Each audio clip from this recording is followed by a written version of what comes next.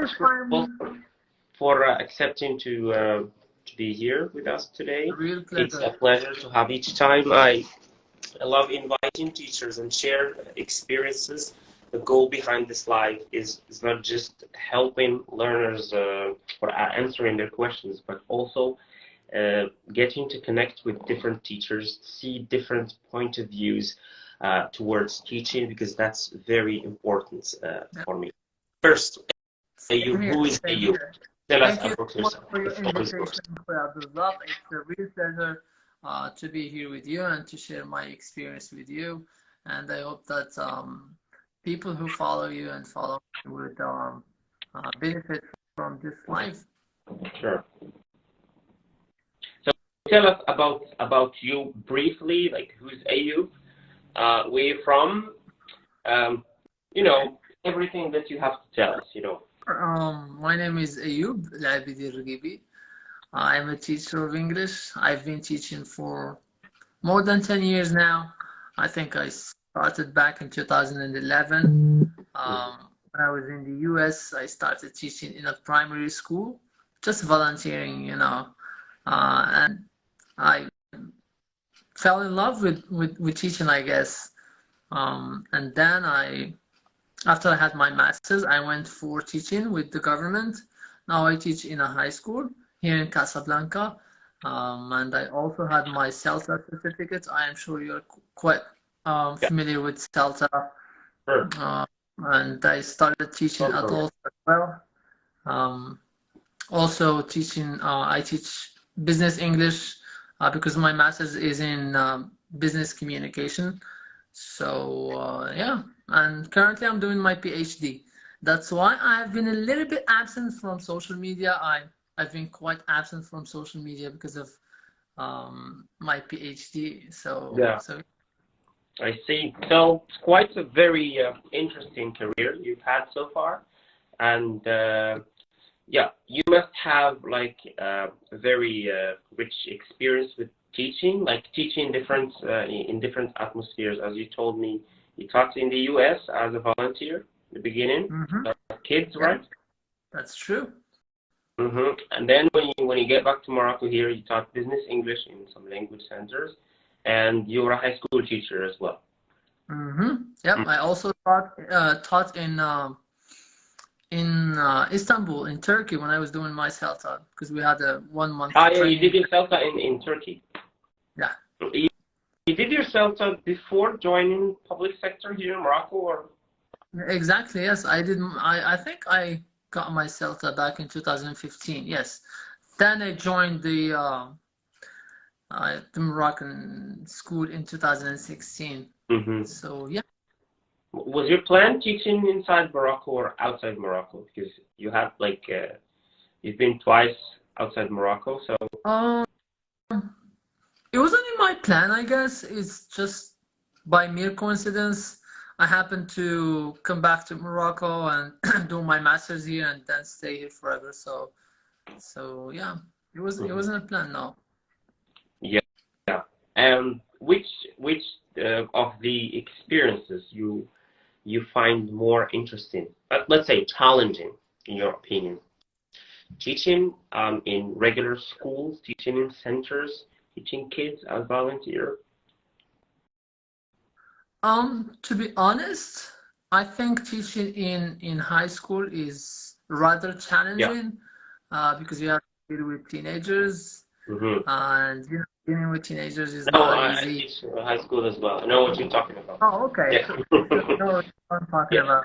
Yeah. But, so it is challenging. It's also fun. It's also fun. I mean, it's rather challenging, as I said, but it's also fun. And it's a humane experience after all, because you get to teach students not just the language or the subject, but also teach them values and share your experience, your expertise, and try to leave a fingerprint in their lives. I am sure that you, when you were a student, you were influenced by a teacher, or you still remember a teacher that had an influence on you. Same for me. So yeah, when you get to teach those kids, it's a chance for you an opportunity for you to transmit your knowledge, but also to leave a fingerprint in their lives. Yeah, to leave a And lasting impression. hopefully a positive one. Yeah, to leave a lasting impression, as one of the teachers said. Something that will last, like they may graduate, finish all their studies, and still they will remember that teacher 10 years ago, 20 years ago. And yeah, it's Azure after all, and many things. It's him. It's more human than because some teachers, they deal with teaching as robotic, like transmitting knowledge to students, and that's it. My job is done. Well, in fact, it's more than that. It's more Yes. of a, yeah, I agree with you. That is true. That's totally true. As you said, it's after all, it's the humane contact. It's not Yeah. just about teaching the materials or the language. It's about talking to another human being or interacting with another human being. Yes. A question that I like to ask you, every Moroccan teacher that I invite here, especially those in public sector, what's your, let's say, how should I call it? How do you think now parents and students see English? Is there an improvement in how they deal with English as a subject? Like in the past when we were students and now, do parents and students give more importance to the English language as a very important tool in their future, or it's still just dealing with subjects the same way in the past? Well, I think it's quite clear that there is a tendency now towards learning English. A lot of youngsters now are leaning towards English, and a lot of youngsters, young people, or young students now are putting English over French and other languages, or above French and other languages, especially that, you know, social media and a lot of other factors. But if you ask me personally, I think that it's not. There is a tendency, as I said, but not a lot of students are trying their best to learn the language. If I take my experience as a teacher, I always tell my students, please don't take English as a school subject. It's not about exams, grammar, passive voice, conditional this and that.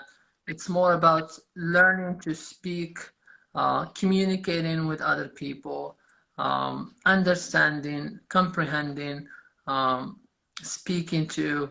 But a lot of students, as I said, tend to deal with it as a school subject.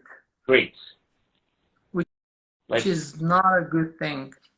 So grades, like when we say grades matter. Yeah, only the grades at the end matter. Is this counted? Is English going to be counted? Is English part of this exam? Yes. When is the exam? What are we going to have in the exam? In the exam. This, I'm going to have writing. So they see English as a school subject. I'm talking about my own experience. I'm talking about my own. The problem is with the students, right, themselves. The problem is with the educational system itself. It raises to think that only grades matter. But the educational system is built this way. We can't really blame students for thinking about grades too much and for dealing with languages, important languages, as school subjects. Yeah. That's sad, but that's true. Yeah.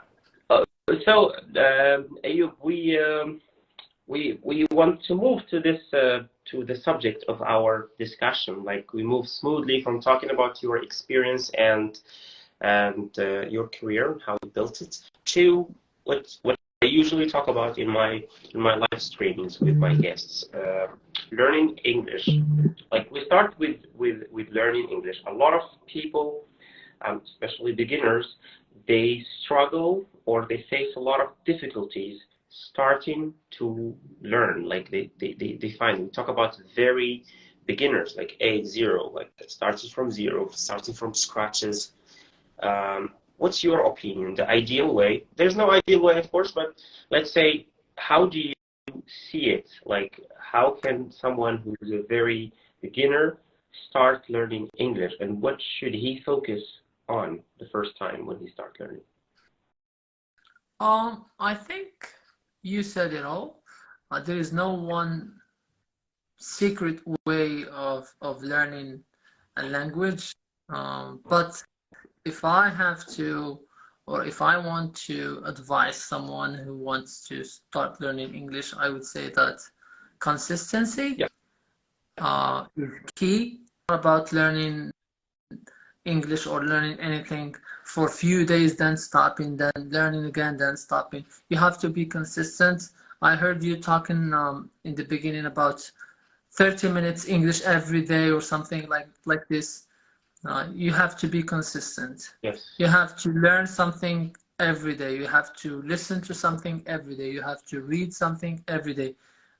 Not all of them, of course, but you have to do something. Either reading or listening or watching something, or I don't know, writing some. Depending on what you enjoy and what you find interesting for you. Exactly, yes. Yeah. So consistency is key, I guess. But also immersion. You have to. I like this word in Arabic. Immersion is انغماس, as we say. You have to immerse yourself into the language and its culture. Try to learn a little bit about the culture. Try to watch, if you're trying to learn English, for example, try to watch American movies, try to listen to English music, try to learn about the British culture, try to understand the culture, try to understand where English comes from. That also helps a lot. You should not. I don't know. You're trying to.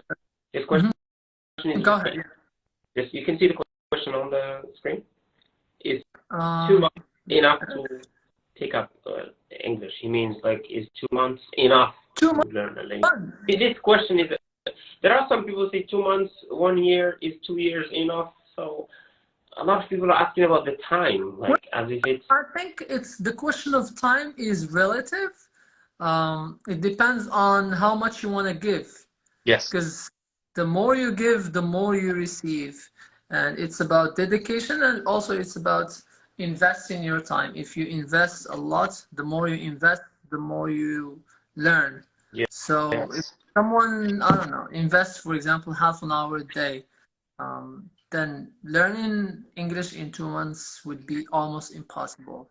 But if you tell me that a person invests almost 8 hours a day learning English, then probably I would say in 2 months, yes, they could learn a lot compared to the one who invests only half an hour a day. So it's, as I said, it's a relative thing. It depends on how much you want to invest. The more you invest, the more you learn. The more you give, the more you learn. Yeah. And also the type of learner. Which type of learners are you? Like, some people, like, by nature, like, they tend to learn quickly, or they excel in languages more than others. There are some teachers who don't believe in this theory of intelligences. Yeah. Some people are more intelligent in learning languages, and what proves this is that we find a lot of people learning many languages at the same time, and they do well in all of them. Like, we find people speaking 4 languages, 5 languages, 6, and they do it. Maybe just because they're talented, they're good at this. Doesn't mean that we're going to apply this or their experience with to the others. Doesn't work this way. Maybe this person learned in 2 months or 3 months. Doesn't mean that everyone is going to learn the same way. Or maybe he finds something that is secret. I know a lot of my students, they learn through video games, and some of them they learn through movies, and others they learn through just talking to random people on social media, like going on Twitter, on Facebook, Instagram, everywhere. They try to talk. and talking, using their language. So they excel. When they come to school, you ask the question, how did you, yeah, I know some students who speak better than their teachers. This is good and bad at the same time. We talk better than some teachers. We speak about the ability of speaking. When you say they speak better than their teachers, are you talking about accuracy, or are you talking about fluency? Because I talk about like yeah, accuracy, maybe with less accuracy. They speak with less accuracy, but in terms of accent, in terms of pronunciation, they do. Well, I think it's quite normal when you're young to pick up the accents. Yeah. Yeah. As I said, young people now, young students, they tend to watch a lot of podcasts and follow influencers, American influencers on social media. So it's normal to pick up the accent. They have better accent, but are they accurate? Are they, when they speak, do they make mistakes? Or of course, the question of accuracy is still. But yeah, I agree with you. Some students, mashallah, have beautiful accents. They're like natives. But that's not enough. They have to be accurate as well. They have to pay attention to. I know these students. I do teach some of them. I tell them that don't think that you did it all and you have it all. One day you have to write an informal essay. One day you have to write a formal email. You have to be accurate when you write. So it's not about just talking and speaking, sounding way better than someone else. So that's the question, because people judge by appearances. When they see someone speaking fast, and they say, "Wow, he's good." But one day you find yourself in a situation where you need other things. Yeah, of course. Yes, so I'm just going with the questions. Some questions are very specific. I've tried to take.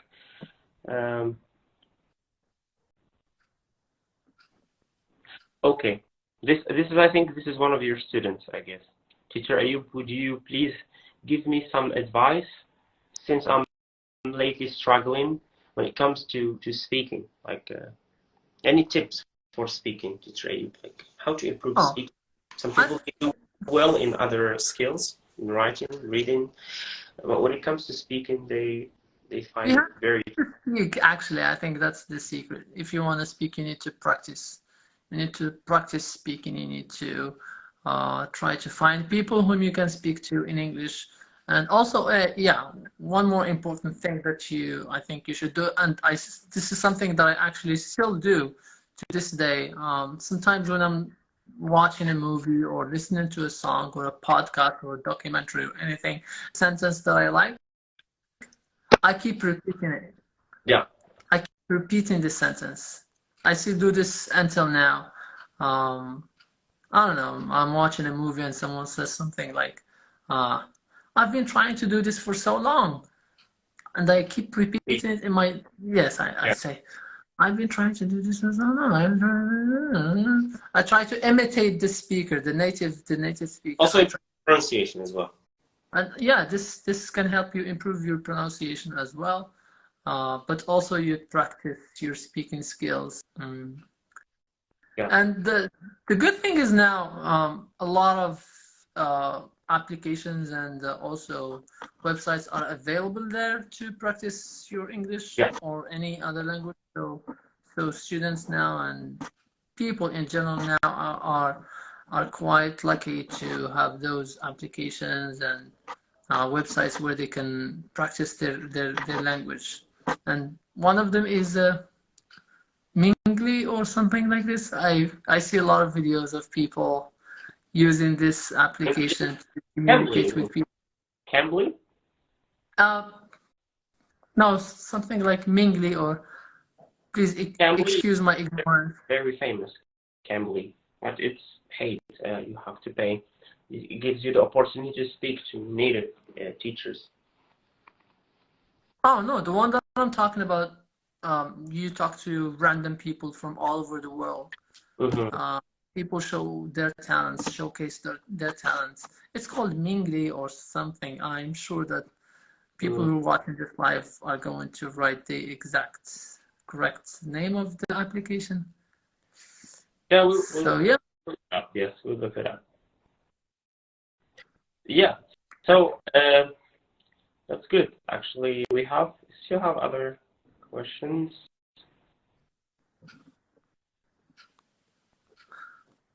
Going back to the question about time. Yeah. How much time we can learn English or any other language?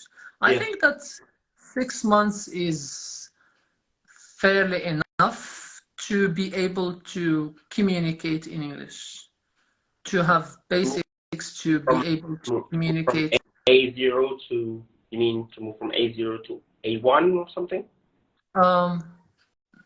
I would say to A2 maybe, A2 or B1.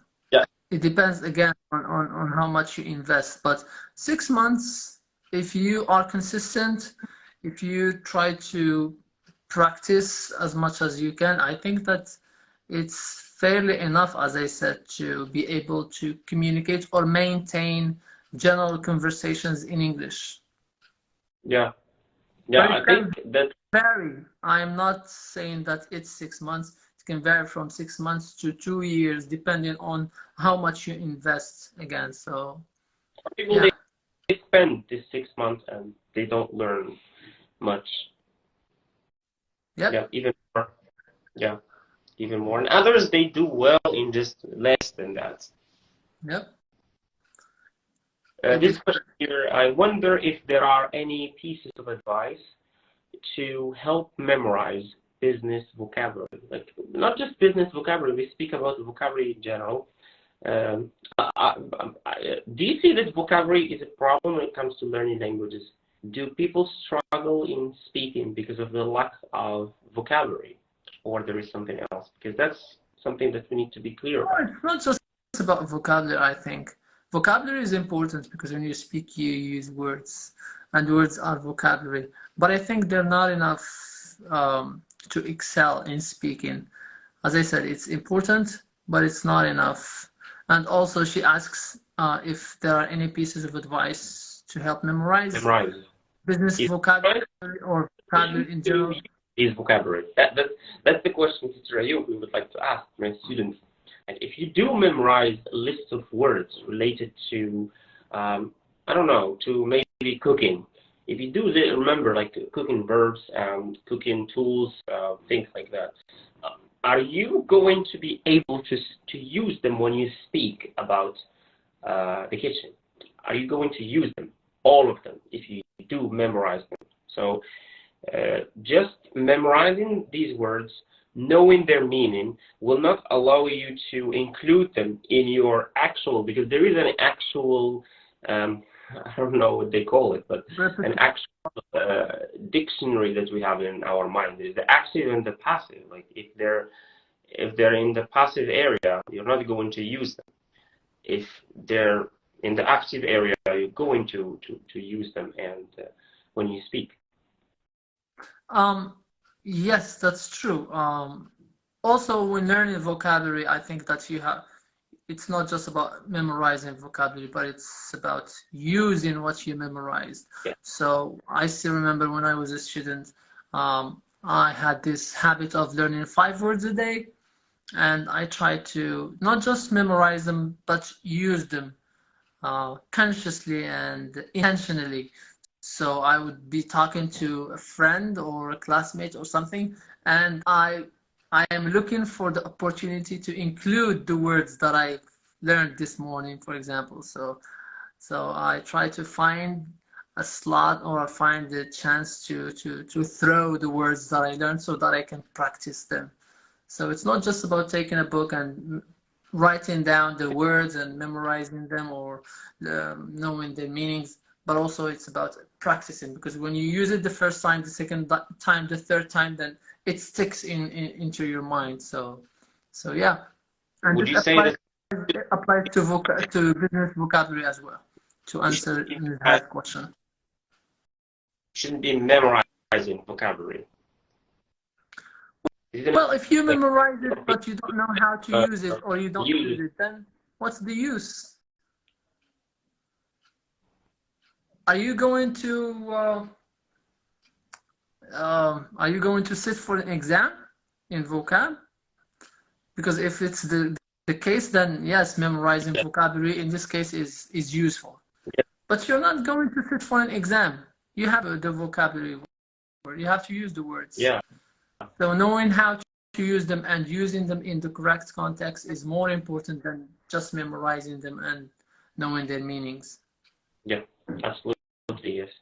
Of course, so it depends on your goal. If you're, as teacher you said, you're students and you need these vocabulary, you need these words to pass your test, then you should go for it, memorize them, learn their meaning. But when it comes to speaking, when it comes to using them, because after all, when we speak, we don't really need all the vocabulary that are in the English dictionary. And even native speakers, they don't know all the words, because I know some students, when we were back at the university, they tried to use some fancy words, different words, like words that you wouldn't know, like equivalence for understand, equivalence for, like, they use different words. This is good, but is it really needed when it comes to communicating? It's not.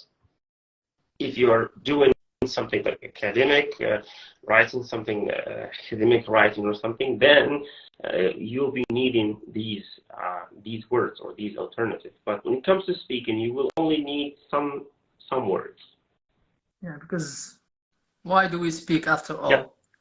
We speak to be understood, to communicate. And if I use difficult words, then people wouldn't understand me. And if they don't understand me, then I'm not speaking the right language, I guess. Yes. There's a very smart question here by Abdul. He says, how to test your actual English knowledge? Because when a native speaker expresses that my English is great, to me, it always just related to the fact that it is not what he was expecting to hear from an African. You see that Wow. when the native speakers talk about how you speak, they say, "Wow, you speak like perfectly or good." It is That's just true. that they don't expect Moroccan or Arabs in general or Africans to speak this way, or it's really test your. Just a compliment, or is it really what they mean? That's the question. Yeah, that's a very good question, Abdul. Yes.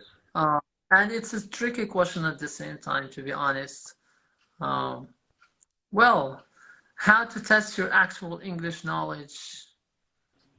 I think apart from the tests that are online, I think that you have to be put in a certain context where you have to solve the problem, maintain a fairly long conversation, discuss a topic. If you are able to do this in English, then maybe your English is good. I don't know about you, Abdulzak. What do you think? Yeah, I share the same opinion. What I would add on is you need to be put in different situations, because maybe when you speak about some topics, you're fine, you can express and everything is good with you. But when you move to speak, for example, about a certain topic in English, you find difficulties. Maybe that's because of the lack of expressions, lack of vocabulary, as we said, because also vocabulary are included.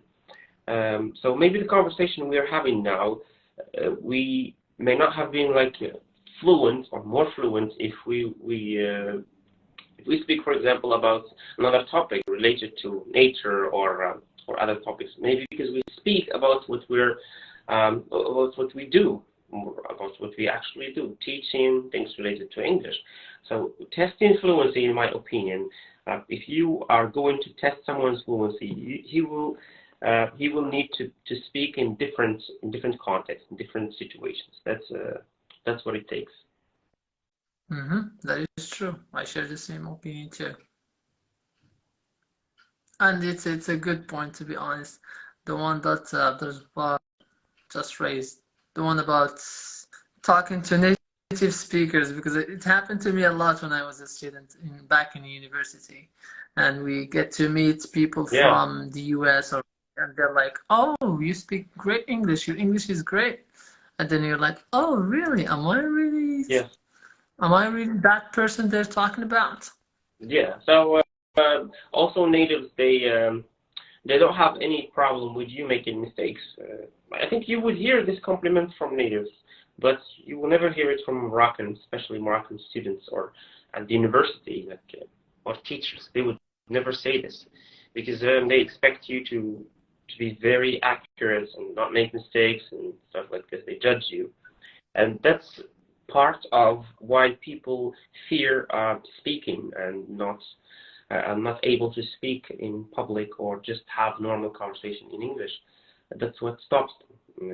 People will judge me. People will say I'm bad, and this is really happening. I know when we were at the university, students, they judge, they correct your mistakes when you speak, and this is actually block your your way to fluency, because your way to fluency can't go without using the language, speaking.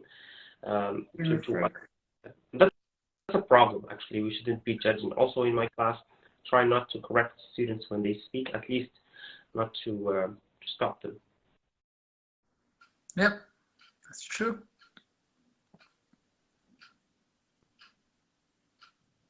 We have this question from, I think just 2 more questions and we finish. Okay, good evening. This is Majid bin Yusuf. Yes, he said, I just want to know the things that I must have to be an teacher, English teacher, you mean. I'm graduated. Yeah, maybe he's BA. Yeah, any tips that you would say to new graduates who are thinking about being teachers, English teachers? Majid wants to be a teacher, an English teacher, or a teacher of English. Teacher of English. Yeah, English teacher of English. Well, I think that if you want to be a teacher of English, graduating from university is not enough. Having a BA in English studies is not enough. You have to go and do some trainings.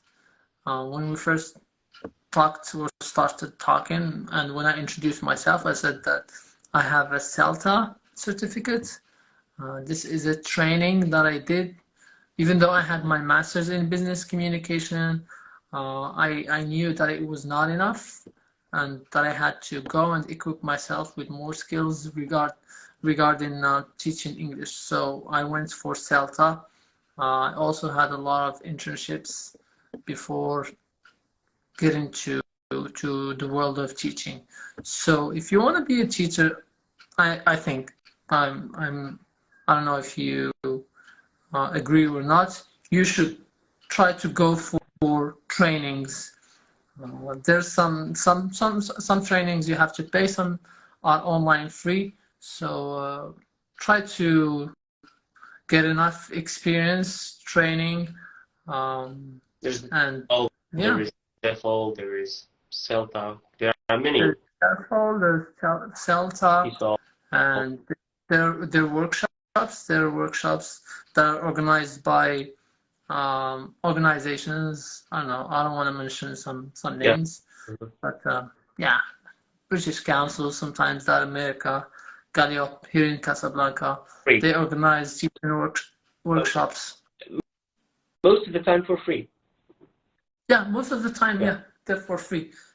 So yeah, try to attend those workshops and also go for longer trainings if you have the chance, and maybe start. Something that I started, what I did when I was a beginner. I think it was back in 2012 when I came back from the US. I started teaching in youth houses, or what we call Dar Shabab, for free. Yes, I remember I had people from the neighborhood who had their baccalaureate exam soon. So I went to Dar Shabab and I talked to people there, and they said that I teach English. I'm an English teacher, and I wanted to have a room here. I want to teach with a dip between brackets, and they said yes. So I was calling people. You want to prepare for the exam? You want to? Okay, come to my class. Come to my. And it was for free, totally for free. So it was a good experience for me as a novice teacher, and so yeah. So it was that's a very good point, because students, when they graduate, once they get their BA in English, they just go and like sit for the exam of teaching. Then they pass it, and then they start like 1 year, I guess, or 2 years of and then like immediately to the class, which is not. I do share the same opinion, because it's not really enough to even like teaching is a very complicated and you know challenging career to take. The first time when you will start teaching, you will find out that things are very difficult for you, and with experience, you will start fire, or you will know how to deal with different situations and how to fix problems in your class, and a lot of things are going to be clear with time. So trainings like as the ones you mentioned, CELTA, or even like going to a private school, have some trainings, attend some teachers sessions. This also helps. Yeah, do whatever it takes to start your job the right way with enough knowledge. Yes, I will take the last question here.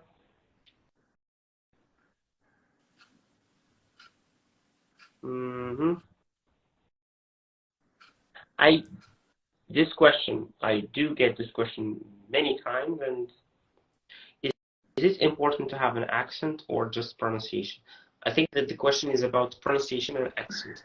Are they the same thing, or we speak about someone with good pronunciation?